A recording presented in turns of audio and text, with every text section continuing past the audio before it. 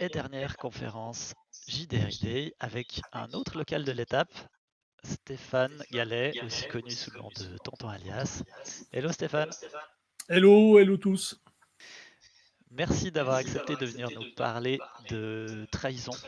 Je suis sûr que c'est un Oui, sujet qui te tient beaucoup à cœur. Et pour commencer, est-ce que tu pourrais te présenter pour nos spectateurs? ça marche. Alors, rapidement, parce que je vais revenir un petit peu là-dessus dans la présentation. Donc, mon nom, c'est Stéphane Gallet. Vous connaissez peut-être aussi sous le surnom de Alias. Je suis rôliste depuis très très longtemps, genre 1982, ça va bientôt faire 40 ans. Je suis auteur de jeux de rôle. J'ai écrit Tigre Volant, qui va bientôt être rebaptisé Erdorin. Je suis aussi le co-auteur de Freaksquill, le jeu d'aventure dont on va parler ce soir. J'ai collaboré sur d'autres jeux. Je reviens un petit peu là-dedans dans la présentation, mais enfin, en gros, voilà mon parcours. Professionnellement, je suis graphiste, je travaille pour une organisation internationale, et mes études, j'ai plutôt fait des études d'histoire. Vous voyez, c'est assez éclectique. Tip top. Eh ben merci pour cette présentation et je te laisse la parole. Voilà. Voilà donc, pourquoi nous avons trahi Freaksquill? C'est une question que je vais présenter un petit peu sous la forme d'une sorte de procès, hein. Parce que quand on dit trahison, ben, généralement, c'est pas joli joli quand on y pense. Mais là, en fait, l'idée derrière cette présentation, c'est de parler de l'adaptation d'un média existant en jeu de rôle. Alors, oups, voilà. Si on veut bien faire, on commence généralement par une citation latine. En fait, je vais vous faire une citation italienne, c'est bien aussi. Traduttore, traditore, vous connaissez peut-être cette expression. Ça veut dire que traduire, c'est trahir. Et je pose là le fait que adapter, eh ben, c'est aussi trahir. Donc, nous avons trahi Freaksquill. Qui dit adaptation dit donc trahison. La question c'est qui a trahi, pourquoi et comment. On va commencer par les coupables.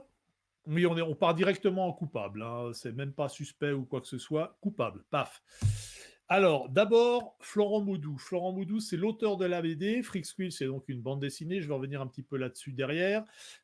C'est lui, en fait, quelque part, s'il n'y avait pas eu cette BD, il n'y aurait pas eu de jeu de rôle. Donc, c'est lui le responsable à la base, hein, soyons clairs. Ensuite, mon co-auteur Antoine Beugly d'Iedemort, qui traîne dans ce chat, si vous le voyez, vous pouvez lui jeter des cailloux virtuels. C'est également le président de Des Sans Face. Et donc moi-même aussi Des Sans Face, donc co-auteur du jeu. Fondamentalement, on s'est réparti le truc un petit peu comme ça. J'ai écrit 80% du contexte, il a écrit 80% des règles. Donc s'il y a des jeux de mots pourris, c'est de ma faute. Si ça marche pas, c'est de sa faute. Donc rapidement, je me suis déjà un petit peu présenté. Donc, je suis auteur de Tigre Volant, Erdorin. C'est un jeu de rôle, ça a été un petit peu aussi fait en feuilleton, fiction, etc. J'ai travaillé sur des scénarios pour City Hall auparavant. J'ai également été traducteur sur la gamme Feng Shui première édition avec Oriflamme. Et puis j'ai collaboré à pas mal d'autres jeux de façon beaucoup plus mineure comme Lyonesse, Nobilis ou Bitume. Pour ceux qui ne connaissent pas Freaksquill, qu'est-ce que c'est? De quoi on parle? Il s'agit d'une bande dessinée française publiée par Ankama Éditions et qui, grosso modo, parle de 3 étudiants qui vont intégrer une université qui s'appelle la FEA, qui est une école pour super-héros. Alors cette bande dessinée, la série originelle, elle compte 7 tomes. Ça a été paru entre 2008 et 2015. Il y a eu plusieurs spin-offs comme Massico, Rouge, Vestigial ou Kim Trauma plus récemment. Il y a une nouvelle série préquelle qui s'appelle Funérailles dont la publication est en cours. Si je me souviens bien, il y a 6 ou 7 volumes déjà. Et pour en revenir au jeu, qu'est-ce qui s'est passé? Comment est-ce que nous en sommes arrivés à trahir Freaksquill? À l'origine, nous sommes des fans. Antoine et moi, on est super fans de la BD. On avait ça dans la tête de préparer une adaptation en jeu de rôle de Freaksquill depuis déjà un bon moment. Et en 2015, on a pris contact avec l'auteur. Ça s'est fait dans une convention en Belgique, et comme on était en Belgique, ça s'est fait autour d'une bière, c'est logique. De fil en aiguille, en 2016, on a pu signer un contrat entre 2D Sans Face et Ankama. C'était un contrat dans lequel 2D Sans Face n'était pas éditeur du jeu, c'est Ankama l'éditeur. 2D Sans Face a été là en tant que studio de création. On a commencé les premiers tests du jeu, on a fini par... on est arrivé à finaliser le livre de base et le livret de l'écran en 2017, avec une publication en octobre. Et là, récemment, 2021, il y a une semaine à peine, on vient de sortir le premier supplément, le cahier de chance numéro 1, et on va continuer sur d'autres lancées. Parce que non seulement on trahit, mais en plus, on insiste. Le mobile, pourquoi est-ce que nous avons trahi? Eh bien, Freaksquill, le jeu d'aventure, c'est une adaptation en jeu de rôle. Et adapter une bande dessinée en jeu de rôle, c'est un petit peu comme adapter un bouquin ou une BD en film, mais avec beaucoup moins de budget. Alors, on est entre rôlistes, on va pas trop revenir là-dessus, mais juste en quelques mots, qu'est-ce que c'est le jeu de rôle? C'est juste histoire de poser d'où je viens moi pour expliquer ce qu'on va faire.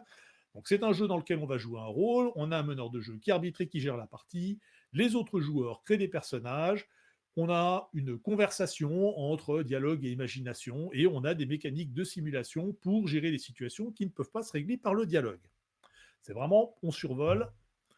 Moi, j'aime bien cette petite illustration. C'est tiré d'un texte de Jérôme Larrey, qui a été décliné en forme de sous-boc dans une convention à Bulle, en Suisse.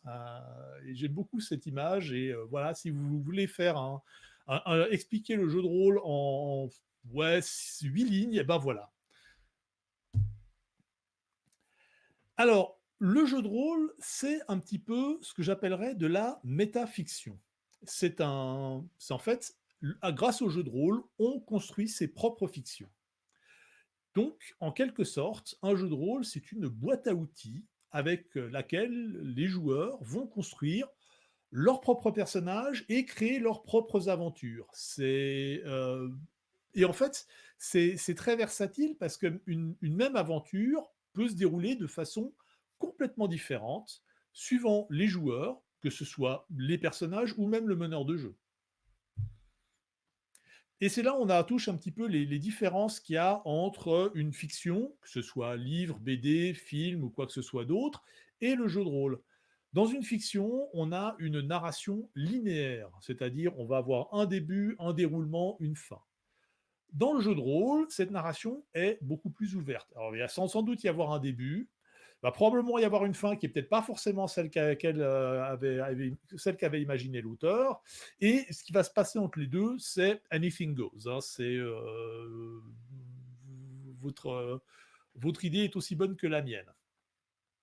On a également dans la fiction un contexte restreint. Ce que j'entends par là, c'est que l'auteur de la fiction va décrire les choses, là où on est, va peut-être décrire une ville, va décrire peut-être éventuellement des éléments d'un pays, va décrire ce qui se passe dans une rue, etc. Dans un jeu de rôle, à moins que vous soyez extrêmement explicite sur quel genre de choses, quel genre de personnage vous voulez, eh ben, vous allez avoir un contexte qui est beaucoup plus ouvert. Dans l'univers de Freaksquill, par exemple, on est donc dans le début du 21e siècle, dans une ville qui ressemble beaucoup à Lyon, dans un pays qui ressemble beaucoup à la France. Mis à part le fait qu'il y a des super-héros, c'est un monde qui est comme le nôtre. Donc, par exemple, on peut très bien imaginer qu'un personnage pourrait venir d'Afrique ou d'Australie ou d'Amérique latine. C'est pas du tout quelque chose qui est décrit dans la BD, donc c'est un petit peu à nous, en tant qu'auteur de jeu de rôle, de décrire ça. Idem pour les personnages, ça c'est peut-être ce qu'il y a de plus évident. Dans la fiction, on a des personnages qui sont bien définis, et dans le jeu de rôle, on a une infinité de personnages possibles suivant ce que les joueurs vont créer. Donc, quand on adapte en jeu de rôle, qu'est-ce qu'on fait? Eh ben, on va tenter de recréer la boîte à outils enfin, s'il y avait une boîte à outils qui avait permis de créer le produit fini, on va essayer de la recréer. C'est pas toujours le cas.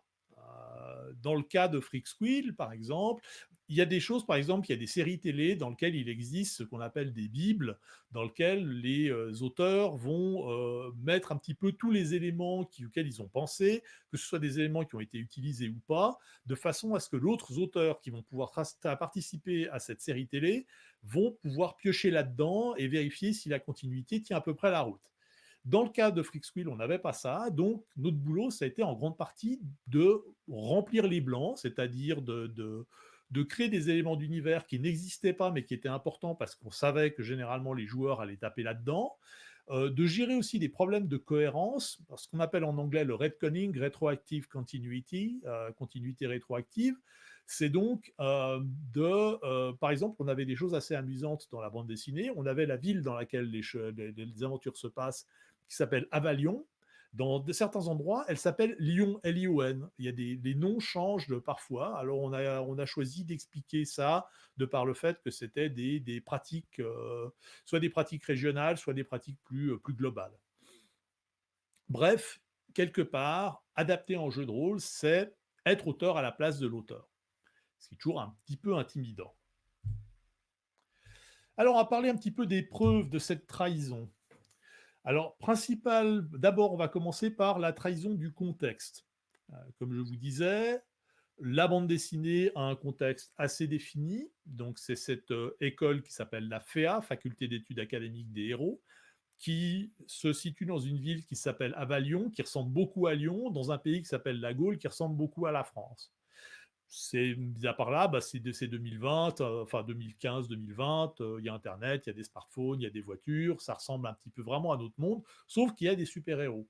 Mais par contre, dans la bande dessinée, il y a énormément d'éléments qui ne sont pas vraiment décrits. On voit de temps en temps une station spatiale internationale, on voit des gens dans d'autres pays, mais c'est pas beaucoup. Par exemple, à quoi ressemble l'Afrique dans ce monde?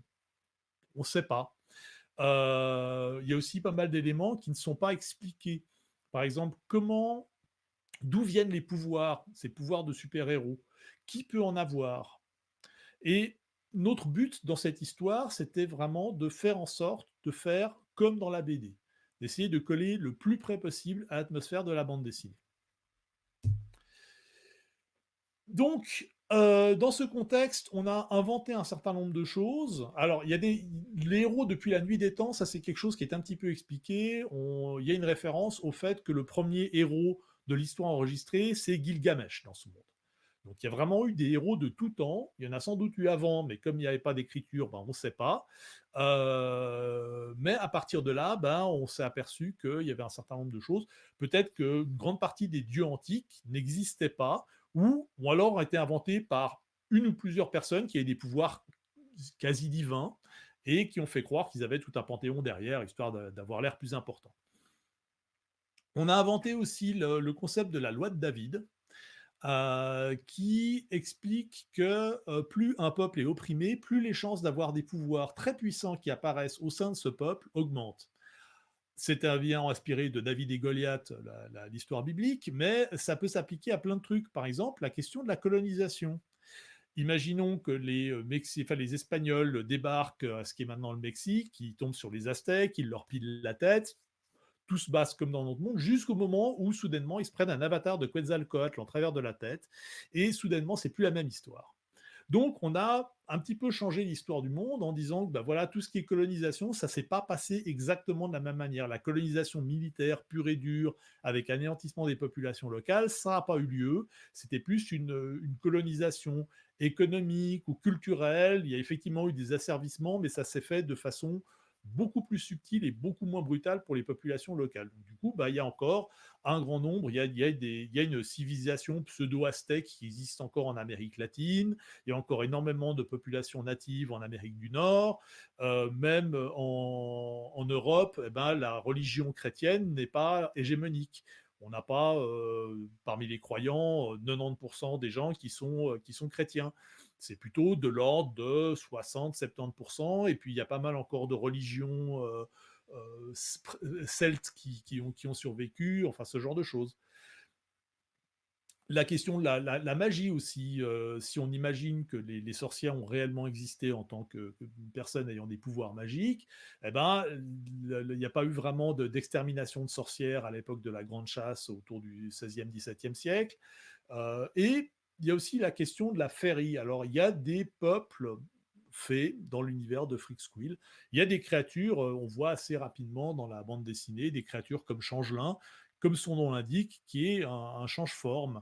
Et donc, on est parti de l'idée que c'est un peuple féerique, bien un peuple féerique, et que les fées ont coexisté avec les humains. Ça s'est pas forcément super bien passé, mais voilà, il y a des fées, il y a des descendants de fées, et c'est une partie des sources des pouvoirs des gens. Dernier élément qui est très important dans la bande dessinée, ce sont les références pop culture. Si vous avez déjà lu Freak Squill, vous allez voir qu'il y a clairement un grand nombre de personnages, d'événements, de situations qui sont inspirés du manga, de la BD franco-belge, du comics. Florent Maudou, de ce point de vue-là, c'est fait plaisir, c'est un grand fan, c'est un grand geek, c'est aussi un rôliste, donc il s'est amusé à intégrer dans Freaksquill tout un tas d'éléments, tout un tas d'influences. Il y a des Magical Girls, par exemple, au Japon, ce genre de choses. Il y a des kaiju, enfin bref. Alors, on va maintenant rentrer dans des choses un peu plus pointues, c'est les principes. Donc, comme je disais, un jeu de rôle nécessite des mécaniques de simulation. On peut discuter là-dessus, mais on va dire grosso modo que c'est le cas dans l'immense majorité des jeux de rôle, il y a des mécaniques de simulation. Freaksquill repose sur un certain nombre de concepts. On en avait discuté avec l'auteur. L'auteur a des idées très précises sur comment fonctionne son univers et nous avait expliqué, bon, déjà, c'est un univers qui a un cadre universitaire. Ça se passe dans une école privée, certes, mais qui fournit un diplôme de niveau universitaire. Donc, il voulait que ça soit là-dessus. Il voulait que ça soit axé sur les équipes de héros, parce que si vous regardez dans la bande dessinée, tous les héros de l'histoire et tous les apprentis héros en forment des équipes de 3. Et ce chiffre 3 était aussi très important. Donc, la question qu'on avait, c'était comment est-ce qu'on allait intégrer ces principes directeurs du monde de Freaksquill dans les mécaniques. C'est quelque chose pour lequel Antoine et moi, on était assez d'accord. C'est l'école System Matters, le système est important, et d'avoir une mécanique de jeu qui colle au plus près d'un contexte, c'est quelque chose qui permet d'avoir des synergies qui sont très efficaces pour l'immersion. Oups, voilà. Puis sur les beaux boutons, c'est mieux. Donc, parmi ces éléments qu'on a trouvés, donc la résolution par équipe, pas mal de gens nous ont fait le reproche que les mécaniques de jeu de Freaksquill sont difficiles à comprendre parce qu'en fait, au lieu d'avoir des personnages qui vont agir les uns après les autres, faire des jets de résolution et on va voir comment ça fait sur l'action, on a une résolution par équipe. Donc on a une équipe de héros qui va agir sur une adversité. On a aussi la règle de 3, donc c'est utiliser beaucoup ces éléments 3. Hein. On a 3 facultés dans l'université. Les teams de héros, c'était plus compliqué. Normalement, dans la bande dessinée, ce sont des teams de 3. On est parti du principe, parce que c'est difficile d'obliger les joueurs à être 3 autour d'une table avec le MJ. C'est pas forcément possible. Donc, on a posé deux choses. D'une part, il s'agit de savoir comment est-ce qu'on compte avec un maximum de mauvaise foi jusqu'à 3. Par exemple, si on regarde les trois mousquetaires, en fait, ils étaient 4. Voilà. Et puis de dire qu'en fait, ce chiffre 3, ça représente un optimum, c'est-à-dire que c'est le nombre maximum de héros qui peuvent agir autour d'une séquence d'action sans que ça crée des problèmes qui se marchent dessus ou qui se donnent des coups. L'autre idée, c'était les pouvoirs. Si on regarde les personnages de Freaksquill, on s'aperçoit qu'il y a une gamme extrêmement vaste de pouvoirs. Il y a vraiment de tout. Et si vous connaissez un petit peu les jeux de rôle de super-héros, vous savez que c'est souvent un énorme casse-tête. C'est comment est-ce qu'on va gérer tous ces pouvoirs divers et variés, multiples. En fait, on a décidé que on allait tout mettre, on allait laisser les personnages faire tout. On allait dire que les personnages ont un pouvoir et que ce pouvoir se décline en différents trucs. Par exemple, un personnage qui aurait une maîtrise du feu, il peut faire des boules de feu, il peut faire un mur de feu pour se protéger, et puis il peut créer une sorte de carapace qui le rend invulnérable aux attaques de feu, ce genre de choses. Autre élément, alors qui pour le moment n'est pas exactement présent dans les mécaniques de jeu parce qu'on commence avec des héros qui sont vraiment très débutants, mais c'est l'influence des fans. On a des idées pour faire en sorte que ça ait un impact, mais l'influence des fans dans le monde de Freaksquill est très importante. Là encore, les gens qui ont lu la BD, surtout le dernier tome, savent que c'est un élément qui est vraiment crucial pour l'intrigue de Freak. Donc là encore, c'est quelque chose sur lequel on s'est inspiré. On a l'idée d'avoir des squills de réputation. Donc les squills sont des jetons qu'on peut utiliser pour changer le cours des actions. Et la réputation du personnage va monter avec les choses qu'il va faire. Et ça va lui donner des jetons qui va lui permettre d'influencer les actions en cours. Et enfin, le milieu universitaire, donc vous parlez déjà des équipes de héros. On est aussi parti du principe qu'on allait créer, ça sera un jeu à niveau, donc les personnages seraient niveau 1, 2, 3, et en fait ça allait correspondre au niveau à l'année d'études. Donc le personnage niveau 1 c'est en première année, le personnage niveau 2 c'est en deuxième année, etc. Alors, on va maintenant rentrer dans les circonstances atténuantes, où en fait, pourquoi est-ce qu'on ne peut pas faire n'importe quoi sur ce genre de truc. Alors d'une part, il y a toujours un petit peu la question de jusqu'où ne pas aller trop loin. Freak a un côté, c'est un univers qui est foisonnant, qui est pas mal humoristique par certains côtés. Il est très sérieux et très humoristique à la fois. Il y a un côté décalé assez marqué. Il y a un côté un petit peu pastiche. Et c'est souvent très tentant de pousser le curseur du pastiche à des niveaux qui en fait rendent le truc totalement ridicule. Donc c'est toujours quelque chose sur lequel on a essayé de faire attention, c'est de faire en sorte de rester dans le ton de la bande dessinée, mais de ne pas pousser trop loin le délire. Corollaire, trop de blagues tue la blague. Alors ça, c'est un petit peu une private joke des créateurs, c'est qu'on s'est retrouvé avec un correcteur du texte, Arnaud, si tu nous regardes, bonjour, qui a réussi l'exploit de rajouter des jeux de mots foireux aux jeux de mots foireux qu'on avait mis. J'aime autant vous dire qu'au niveau jeux de mots foireux, on a quand même une dose assez conséquente. Et lui, il en a rajouté derrière. À un moment donné, on a dû dire stop parce qu'on avait des jeux de mots sur des jeux de mots sur des jeux de mots. C'était jeu de mots-ception. Donc voilà, ça allait un petit peu trop loin. Enfin, très important, feu vert obligatoire du créateur, donc Florent Maudoux.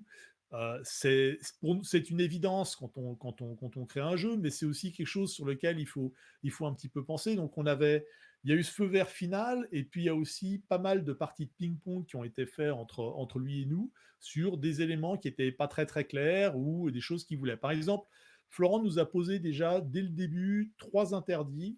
Pas de pouvoir d'origine divine, pas de voyage temporel et pas d'extraterrestre. Donc ça, c'était déjà trois points sur lesquels on est parti.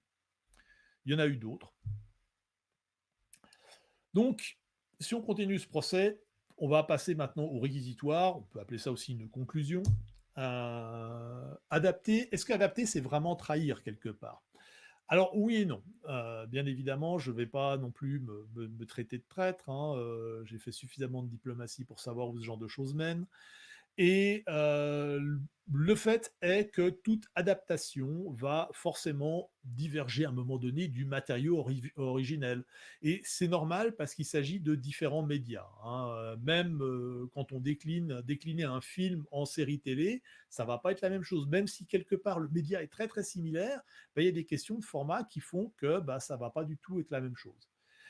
Le jeu de rôle en lui-même, moi je vois ça comme un média vraiment particulier parce qu'il y a ce côté métafiction, il y a ce côté boîte à outils qui fait en fait tout le sel du jeu de rôle et qui est en fait hyper important sur le format que peut avoir une adaptation.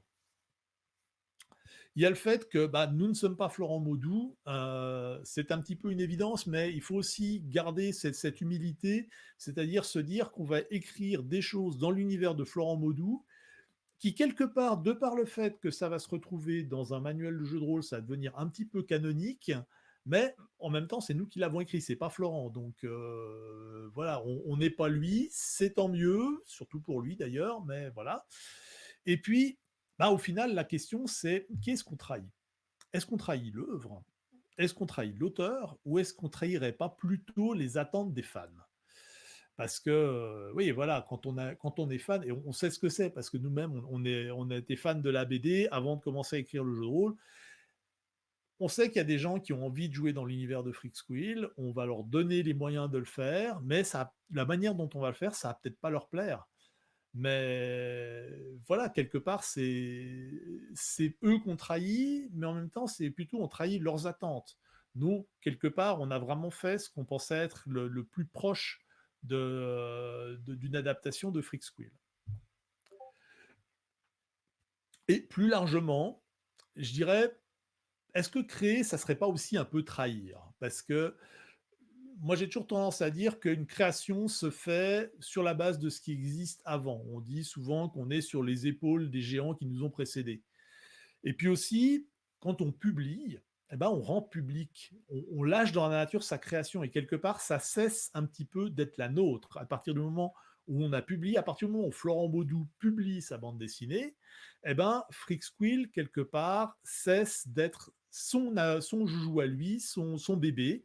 Eh ben, il vit sa vie au travers du regard des fans, maintenant au travers des gens qui jouent au jeu de rôle. Le public non plus n'est pas Florent Baudou et donc au final, ben, nous sommes tous traîtres et c'est pas plus mal en fait. Voilà, j'en ai fini avec vous et avec ma présentation. Si vous avez des questions. Super, ben merci beaucoup pour cette présentation. Ah, attends, je suis en mute. Chez toi, tu ne m'entends pas. Euh, Pardon, j'étais en mute de ton côté. Je suis là. Le mal de l'année, on va dire. Hein, Ouais, ouais, ouais, il fallait que ça arrive à un moment donné dans la soirée. C'est fait. On espère qu'on est bon pour la suite. en même temps, Alors, c'est la question, je dirais, à quel point est-ce que c'est important pour une adaptation en jeu de rôle d'avoir l'implication de l'auteur? À quel point est-ce que ça vous a aidé ou est-ce que ça vous a desservi? Je pense autant au niveau de l'univers qu'au niveau du système, pour identifier quels éléments devaient se retrouver dans le système de jeu. Alors, personnellement, je dirais que c'est très important. Là, on a eu de la chance avec Florent. D'une part, il est pas très loin, il est à Lyon, donc si jamais on avait des questions, ben, c'est 2 heures de train et on y est. Un petit peu plus, mais voilà, fondamentalement, c'est ça. Et puis, en plus, c'est un rôliste. Donc, je soupçonne que Freak Squill, à la base, c'est des histoires de jeux de rôle qu'il a fait et qu'il a ensuite traduit en bande dessinée. Euh, ça serait pas la première fois. Et il y a des éléments, hein, je veux dire, il y a un loup-garou de 2,50 m de haut, genre bonjour Werewolf avec la forme Krynos, voilà, ça peut être ça peut être un truc. Là, dans le cas présent, Florent, déjà, on avait la chance d'avoir donc quelqu'un qui est rôliste, qui sait de quoi ce que c'est un jeu de rôle, comment ça fonctionne, et qui avait une idée très précise de ce qu'il voulait et de ce qu'il ne voulait pas. Donc, ça nous a posé des bases, ça nous a posé des contraintes, et d'un point de vue créatif, bah, effectivement, ça a été vraiment bien. Pour les mécaniques, il s'est pas trop impliqué, mais il avait quand même ces éléments. euh, il connaissait, il a quand même des principes généraux pour son univers, cette règle de 3, cet univers universitaire, plus deux, trois autres trucs à gauche, à droite qui font que c'était des principes généraux qu'il voulait voir ressortir dans le jeu de rôle. Et là encore, c'est un guide qui est vraiment très important quand on veut faire par exemple des mécaniques de jeu qui collent au plus près de l'univers. Ok, merci beaucoup. On a une autre question. Comment offrir un enjeu dans un univers dont l'arc principal est bouclé? Alors ça, on a fait de ça de façon extrêmement simple, c'est-à-dire on a dit, vous êtes la volée suivante. La bande dessinée se termine au tome 7 et vous allez être à la rentrée après. Donc d'ailleurs, quand les personnages arrivent, le premier scénario, ils arrivent dans une école en chantier. Hein. C'est pas le ménage enchanté, c'est l'école en chantier. Et ils vont se retrouver avec les personnages de l'histoire principale sont encore là parce qu'ils doivent refaire leur troisième année, donc leur travail, leur année de licence. Mais c'est plus eux les héros de l'histoire, c'est vraiment les PJ. Et on a aussi imaginé un truc où le directeur de l'école, qui est le grand ordinateur, enfin le grand marionnettiste derrière les choses. D'ailleurs, on le voit en marionnettiste sur une des couvertures. Voulait faire des choses avec les personnages de la bande dessinée, ça n'a pas super bien marché, et donc du coup, il va prendre les personnages des joueurs pour ses propres plans. Ok, merci. Et une dernière question, le rôle de Florent Maudoux, est-ce qu'il valide pardon, quels éléments du jeu est-ce qu'il valide? Ah, déjà, il a tout relu, hein. OK, Il faut qu'il donne son imprimatur parce que voilà, ça part pas l'impression s'il dit pas OK. Donc il y a eu des éléments qu'il a eu en jeu en main assez tôt. Et il y a eu des éléments pour lesquels on lui a posé des questions assez précises. Donc là, on s'est vraiment basé sur ses commentaires précis. Et puis, eh ben, une fois que le jeu était terminé, il l'a relu. Et puis seulement quand il a dit OK, c'est parti en impression. OK, merci beaucoup. On va s'arrêter là, puisqu'on doit enchaîner et respecter le planning. On se retrouve dans quelques minutes pour la suite avec la discussion avec le public.